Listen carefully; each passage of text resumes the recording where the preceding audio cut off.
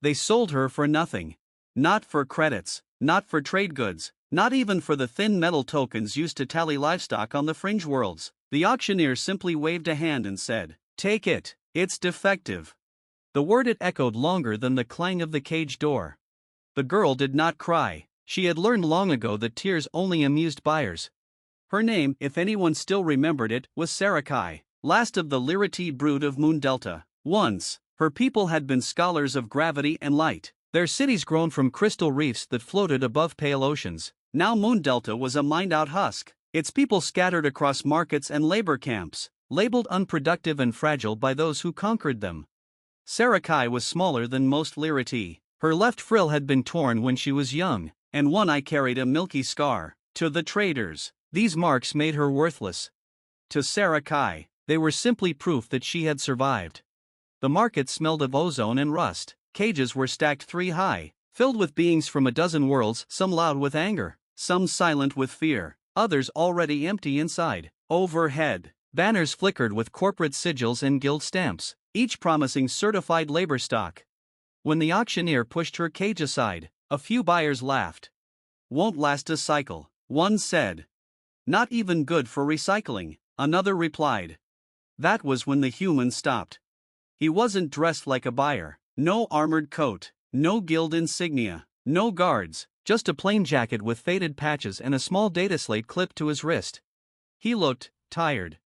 The human crouched in front of the cage and met Sarakai's good eye. "How old are you?" he asked gently. She hesitated. Speaking often led to punishment, but something in his voice lacked the sharpness she'd learned to fear. 17 cycles, she said quietly, translating into trade standard. The human frowned, not in disgust, but in concern. "She's underdeveloped," the auctioneer said quickly. "Can't lift standard loads. Neural processing is slow." Sarakai flinched. That lie had followed her from camp to camp. The human didn't look at the auctioneer. His eyes stayed on her. "Can you read?" he asked. "Yes." "Math?" "Yes." "Problem solving?" She nodded. The auctioneer snorted. "Even if she could, she's broken, not worth the paperwork." The human stood. "I'll take her." The auctioneer blinked. "For free?" "For free," the human said, "if that's what you're offering." There was a pause, then laughter from the crowd. Free labor was still labor, and no one wanted responsibility for a defective alien. "Fine," the auctioneer said, already turning away. "Take it." The cage door opened. Sarakai didn't move. The human noticed and held out his hand, not reaching inside, not forcing. "You don't have to," he said, "but if you come with me, no one will hurt you." She searched his face for deception and found none she recognized. Slowly, she stepped forward. The market noise faded behind them as they walked. The human ship was small, old, and patched together from mismatched panels. To Sarakai, it looked like safety. "My name is Eli Carter," he said as he keyed the hatch closed. "I'm an engineer, independent." She lowered her head. "I will work. I will not cause trouble." Eli shook his head. "First thing, you're not property. Second thing, you don't owe me anything." Her frills trembled. "Then, why?" Eli leaned against the console, choosing his words. "Because a long time ago," he said, "someone told me I was useless, and they were wrong." They traveled for days through quiet lanes. Eli gave her food that wasn't ration paste, medical gel for her injured frill, and a bunk with a real blanket. He explained everything, where they were going, what he was fixing, what each system did. No one had ever explained things to her before. At first, Sarakai expected the kindness to end. It always did. But it didn't. Eli noticed how quickly she learned the ship's layout, how she remembered power fluctuations, how she corrected his calculations without realizing it. "You've got a mind for patterns," he said one evening, staring at a hollow display she had rearranged. "Ever worked with field harmonics?" She blinked. I studied resonance structures before." Eli's eyes widened. "That's advanced stuff." The words advanced and you had never been used together in her presence. They reached Havenport Station, a human-built hub near the edge of contested space. Humans walked openly beside aliens, some scarred, some augmented, some clearly former slaves. No one stared at Sarakai. Eli registered her as a free resident. The clerk didn't question it. For the first time since Moon Delta fell, Sarakai slept without fear of chains. Trouble came quietly. Havenport Station began to fail.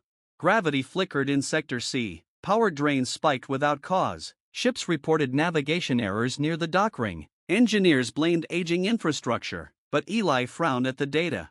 "This isn't wear," he muttered, "it's interference." Sarakai leaned over his shoulder, eyes narrowing. "The harmonic frequency is wrong." Eli froze. "What?" She hesitated, then spoke faster, afraid the moment would pass. "The station's gravity stabilizers are out of phase. Not randomly, systematically, like someone tuned them incorrectly." Eli stared at her. "You're sure?" "Yes, the pattern matches a Liriti harmonic cascade. It's subtle. Humans wouldn't design it this way." Eli straightened slowly. "Then someone's sabotaging the station using alien physics." The station council dismissed his concerns until a cargo ring nearly tore itself apart.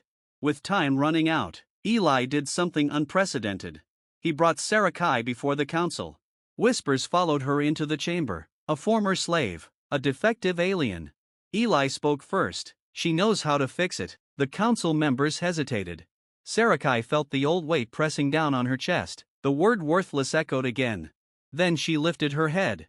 "The stabilizers are fighting each other," she said clearly. "They need resonance alignment, not recalibration. If you keep adjusting output, the station will tear itself apart."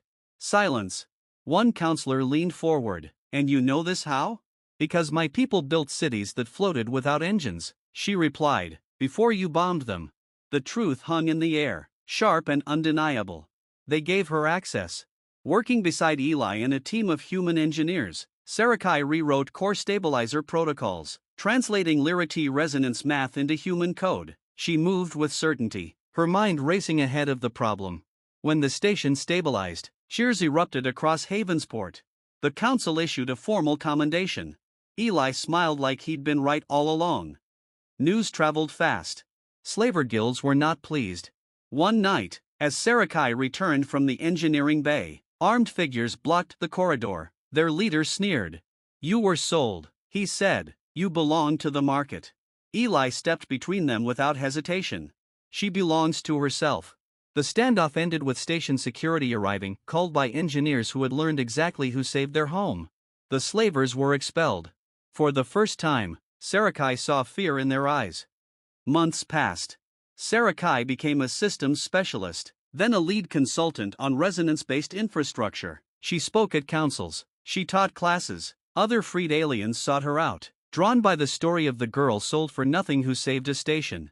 One evening, she stood beside Eli at the viewport, watching ships drift like stars. "They called me worthless," she said softly.